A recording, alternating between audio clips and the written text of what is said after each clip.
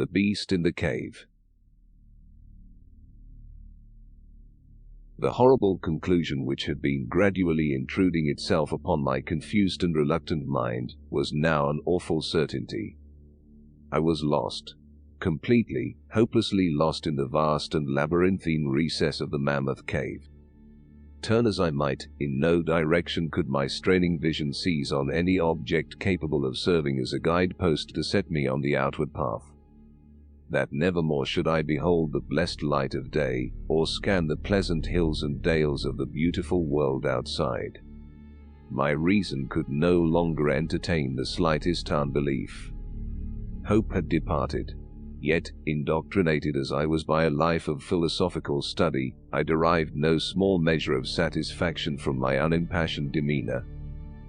For although I had frequently read of the wild frenzies into which were thrown the victims of similar situations, I experienced none of these, but stood quiet as soon as I clearly realized the loss of my bearings. Nor did the thought that I had probably wandered beyond the utmost limits of an ordinary search cause me to abandon my composure even for a moment. If I must die, I reflected, then was this terrible yet majestic cavern as welcome a sepulchre as that which any churchyard might afford, a conception which carried with it more of tranquility than of despair. Starving would prove my ultimate fate, of this I was certain. Some, I knew, had gone mad under circumstances such as these, but I felt that this end would not be mine. My disaster was the result of no fault save my own, since unknown to the guide I had separated myself from the regular party of sightseers, and wandering for over an hour in forbidden avenues of the cave, had found myself unable to retrace the devious windings which I had pursued since forsaking my companions. Already my torch had begun to expire. Soon I would be enveloped by the total and almost palpable blackness of the bowels of the earth. As I stood in the waning, unsteady light, I idly wondered over the exact circumstances of my coming end. I remembered the accounts which I had heard of the colony of consumptives, who, taking their residence in this gigantic grotto to find health from the apparently salubrious air of the underground world, with its steady, uniform temperature, pure air, and peaceful quiet, had found, instead, death in strange and ghastly form. I had seen the sad remains of their ill-made cottages as I passed them by with the party, and had wondered what unnatural influence a long sojourn in this immense and silent cavern would exert upon one as healthy and vigorous as I. Now, I grimly told myself, my opportunity for settling this point had arrived, provided that want of food should not bring me too speedy a departure from this life. As the last fitful rays of my torch faded into obscurity, I resolved to leave no stone unturned, no possible means of escape neglected. So, summoning all the powers possessed by my lungs, I set up a series of loud shoutings, in the vain hope of attracting the attention of the guide by my clamor. Yet, as I called, I believed in my heart that my cries were to no purpose, and that my voice, magnified and reflected by the numberless ramparts of the black maze about me, fell upon no ears save my own. All at once, however, my attention was fixed with a start as I fancied that I heard the sound of soft approaching steps on the rocky floor of the cavern. Was my deliverance about to be accomplished so soon? Had then all my horrible apprehensions been for naught, and was the guide, having marked my unwarranted absence from the party, following my course and seeking me out in this limestone labyrinth? Whilst these joyful queries arose in my brain, I was on the point of renewing my cries, in order that my discovery might come the sooner, when in an instant my delight was turned to horror as I listened, for my ever-acute ear, now sharpened in even greater degree by the complete silence of the cave, bore to my benumbed understanding the unexpected and dreadful knowledge that these footfalls were not like those of any mortal man. In the unearthly stillness of this subterranean region, the tread of the booted guide would have sounded like a series of sharp and incisive blows. These impacts were soft and stealthy, as of the paws of some feline. Besides, when I listened carefully, I seemed to trace the falls of 4 instead of 2 feet. I was now convinced that I had by my own cries aroused and attracted some wild beast, perhaps a mountain lion which had accidentally strayed within the cave. Perhaps, I considered, the Almighty had chosen for me a swifter and more merciful death than that of hunger, yet the instinct of self-preservation, never wholly dormant, was stirred in my breast, and though escape from the oncoming peril might but spare me for a sterner and more lingering end, I determined nevertheless to part with my life at as high a price as I could command. Strange as it may seem, my mind conceived of no intent on the part of the visitor save that of hostility. Accordingly, I became very quiet, in the hope that the unknown beast would, in the absence of a guiding sound, lose its direction as had I, and thus pass me by. But this hope was not destined for realization, for the strange footfalls steadily advanced, the animal evidently having obtained my scent, which in an atmosphere so absolutely free from all distracting influences as is that of the cave, could doubtless be followed at great distance. Seeing therefore that I must be armed for defense against an uncanny and unseen attack in the dark, I groped about me the largest of the fragments of rock which were strewn upon all parts of the floor of the cavern in the vicinity, and grasping one in each hand for immediate use, awaited with resignation the inevitable result. Meanwhile the hideous pattering of the paws drew near. Certainly, the conduct of the creature was exceedingly strange. Most of the time, the tread seemed to be that of a quadruped, walking with a singular lack of unison betwixt hind and fore feet, yet at brief and infrequent intervals, I fancied that but 2 feet were engaged in the process of locomotion. I wondered what species of animal was to confront me. It must, I thought, be some unfortunate beast who had paid for its curiosity to investigate one of the entrances of the fearful grotto, with a lifelong confinement in its interminable recesses. It doubtless obtained as food the eyeless fish, bats and rats of the cave, as well as some of the ordinary fish that are wafted in at every freshet of green river, which communicates in some occult manner with the waters of the cave. I occupied my terrible vigil with grotesque conjectures of what alteration cave life might have wrought in the physical structure of the beast, remembering the awful appearances ascribed by local tradition to the consumptives who had died after long residence in the cave. Then I remembered with a start that, even should I succeed in felling my antagonist, I should never behold its form, as my torch had long since been extinct, and I was entirely unprovided with matches. The tension on my brain now became frightful. My disordered fancy conjured up hideous and fearsome shapes from the sinister darkness that surrounded me, and that actually seemed to press upon my body. Nearer and nearer the dreadful footfalls approached. It seemed that I must give vent to a piercing scream, yet had I been sufficiently irresolute to attempt such a thing, my voice could scarce have responded. I was petrified, rooted to the spot. I doubted if my right arm would allow me to hurl its missile at the oncoming thing when the crucial moment should arrive.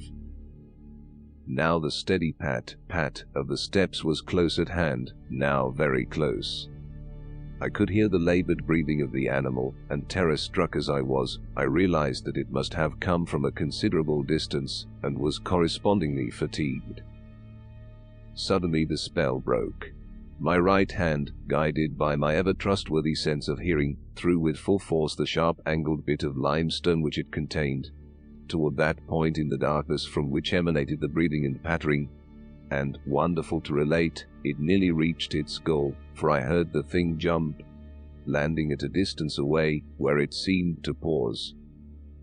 Having readjusted my aim, I discharged my second missile, this time most effectively, for with a flood of joy I listened as the creature fell in what sounded like a complete collapse, and evidently remained prone and unmoving. Almost overpowered by the great relief which rushed over me, I reeled back against the wall. The breathing continued, in heavy, gasping inhalations and expirations, whence I realized that I had no more than wounded the creature, and now all desire to examine the thing ceased. At last something allied to groundless, superstitious fear had entered my brain, and I did not approach the body, nor did I continue to cast stones at it, in order to complete the extinction of its life. Instead, I ran at full speed in what was, as nearly as I could estimate in my frenzied condition, the direction from which I had come. Suddenly I heard a sound, or rather, a regular succession of sounds. In another instant they had resolved themselves into a series of sharp metallic clicks. This time there was no doubt. It was the guide. And then I shouted, yelled, screamed, even shrieked with joy as I beheld in the vaulted arches above the faint and glimmering effulgence which I knew to be the reflected light of an approaching torch. I ran to meet the flare, and before I could completely understand what had occurred, was lying upon the ground at the feet of the guide, embracing his boots and gibbering, despite my boasted reserve, in a most meaningless and idiotic manner, pouring out my terrible story, and at the same time overwhelming my auditor with protestations of gratitude. At length, I awoke to something like my normal consciousness. The guide had noted my absence upon the arrival of the party at the entrance of the cave, and had, from his own intuitive sense of direction, proceeded to make a thorough canvass of by-passages, just ahead of where he had last spoken to me, locating my whereabouts after a quest of about 4 hours. By the time he had related this to me, I, emboldened by his torch and his company, began to reflect upon the strange beast which I had wounded but a short distance back in the darkness, and suggested that we ascertain, by the flashlight's aid, what manner of creature was my victim. Accordingly I retraced my steps, this time with a courage born of companionship, to the scene of my terrible experience. Soon we descried a white object upon the floor, an object whiter even than the gleaming limestone itself. Cautiously advancing, we gave vent to a simultaneous exclamation of wonderment, for of all the unnatural monsters either of us had in our lifetimes beheld, this was in surpassing degree the strangest. It appeared to be an anthropoid ape of large proportions, escaped, perhaps, from some itinerant menagerie. Its hair was snow-white, a thing due no doubt to the bleaching action of a long existence within the inky confines of the cave, but it was also surprisingly thin, being indeed largely absent save on the head, where it was of such length and abundance that it fell over the shoulders in considerable profusion. The face was turned away from us, as the creature lay almost directly upon it. The inclination of the limbs was very singular, explaining, however, the alternation in their use which I had before noted, whereby the beast used sometimes all 4, and on other occasions but 2 for its progress. From the tips of the fingers or toes, long rat-like claws extended. The hands or feet were not prehensile, a fact that I ascribed to that long residence in the cave, which, as I before mentioned, seemed evident from the all-pervading and almost unearthly whiteness so characteristic of the whole anatomy. No tail seemed to be present. The respiration had now grown very feeble, and the guide had drawn his pistol with the evident intent of dispatching the creature, when a sudden sound emitted by the latter caused the weapon to fall unused. The sound was of a nature difficult to describe. It was not like the normal note of any known species of simian, and I wonder if this unnatural quality were not the result of a long-continued and complete silence, broken by the sensations produced by the advent of the light, a thing which the beast could not have seen since its first entrance into the cave. The sound, which I might feebly attempt to classify as a kind of deep-toned chattering, was faintly continued. All at once a fleeting spasm of energy seemed to pass through the frame of the beast. The paws went through a convulsive motion, and the limbs contracted. With a jerk, the white body rolled over so that its face was turned in our direction. For a moment I was so struck with horror at the eyes thus revealed that I noted nothing else. They were black, those eyes, deep jetty black, in hideous contrast to the snow-white hair and flesh. Like those of other cave denizens, they were deeply sunken in their orbits, and were entirely destitute of iris. As I looked more closely, I saw that they were set in a face less prognathous than that of the average ape, and infinitely less hairy. The nose was quite distinct. As we gazed upon the uncanny sight presented to our vision, the thick lips opened, and several sounds issued from them, after which the thing relaxed in death. The guide clutched my coat sleeve and trembled so violently that the light shook fitfully, casting weird moving shadows on the walls. I made no motion, but stood rigidly still, my horrified eyes fixed upon the floor ahead. The fear left, and wonder, or compassion and reverence succeeded in its place, for the sounds uttered by the stricken figure that lay stretched out on the limestone had told us the awesome truth. The creature I had killed, the strange beast of the unfathomed cave, was, or had at one time been, a man.